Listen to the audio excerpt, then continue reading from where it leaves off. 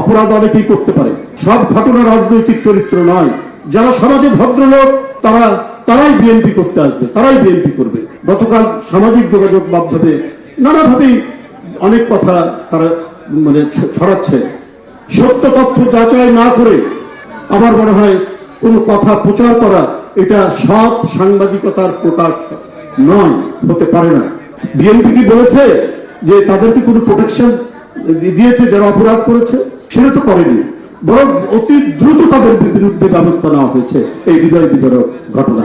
যদি শেখ হাসিনার মতো এক একটা মাফিয়া, একটা দুর্বৃত্ত যাদের বিরুদ্ধে অভিযোগ এসছে, সে শামীম ওসমান হোক, সে মাদক ব্যবসায়ী কি বলে যে ববি হোক, সে নাটোরের শিমুল হোক, ভয়ঙ্কর ভয়ঙ্কর সন্ত্রাসী এমপি যাদেরকে পার্লামেন্টের মধ্যে শেখ হাসিনা প্রোটেকশন দিয়েছে, তাদের পক্ষে কথা বলেছে, তারা আরো আস্কারা পেয়েছে এবং তারা একজন শিশু, এই আস্কারার কারণে নারায়ণগঞ্জে তোকি একজন কিশোর, আলোকিত একটি কিশোর, ফুটফুটে একটি কিশোরকে হত্যা করার অভিযোগ রয়েছে।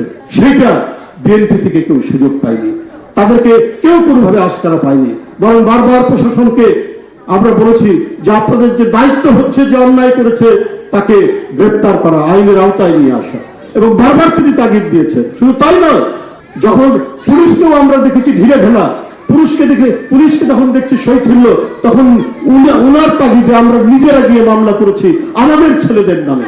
এটাই হচ্ছে বড় কৃতিত্ব বিএনপির, এটাই বড় কৃতিত্ব ভারপ্রাপ্ত চেয়ারম্যান তারেক রহমান সাহেবের। এবং এই কারণেই আমরা গর্বিত, এই কারণেই আমরা অনুপ্রাণিত যে না, যারা সজ্জন মানুষ, যারা আলোকিত মানুষ, যারা সমাজে ভদ্রলোক, তারাই বিএনপি করতে আসবে, তারাই বিএনপি করবে। এটা জিয়াউর রহমান সেই জিনিসটা সৃষ্টি করে গেছেন তার রাজনীতি দিয়ে, তার কর্ম দিয়ে, তার সমস্ত কিছু দিয়ে। এই কারণে জিয়াউর রহমানের আমলকে এখনো তাদের বয়স অনেক বেশি, তারা বলে ভাই তার আমলে আমরা দরজা খুলে ঘুমাতে পারতাম। এইরকম একটা কি ভয়ঙ্কর 72 থেকে 75 একে ধরে তাকে ধরে। জাসদের এক নেতা আমাকে বলেছে আমরা প্রেস ক্লাব থেকে মিছিল নিয়ে যাচ্ছি, পিছন দিক থেকে রক্ষী বাহিনী দুজনকে ধরলো। এই যে ধরলো তার আর হদিশ নেই আজ পর্যন্ত জাসদের, তখন তার বিএনপি হয়নি জাসদ। সেই জায়গা থেকে জিয়াউর রহমান শান্তিময় একটি দেশ, গ্রামে গঞ্জে চুরি ডাকাতি বন্ধের জন্য গ্রাম প্রতিরক্ষা বাহিনী করেছেন, আপনাদের মনে আছে তো অনেকে। এগুলো পাওয়ার মধ্যে দিয়ে যে পরিবেশ তৈরি করেছিলেন, এই কারণেই বহুদলীয় গণতন্ত্র টিকে ছিল। জিয়াউর রহমান তিনি পুনঃপ্রবর্তন করলেন এবং টিকে ছিল। সেই ধারা বেগম জিয়া সেই পতাকা ধারণ করেছেন, সেখানে কখনো আপোষ করেননি। সেই ধারা ভারপ্রাপ্ত চেয়ারম্যান তারেক রহমান তিনি নিয়ে এসছেন।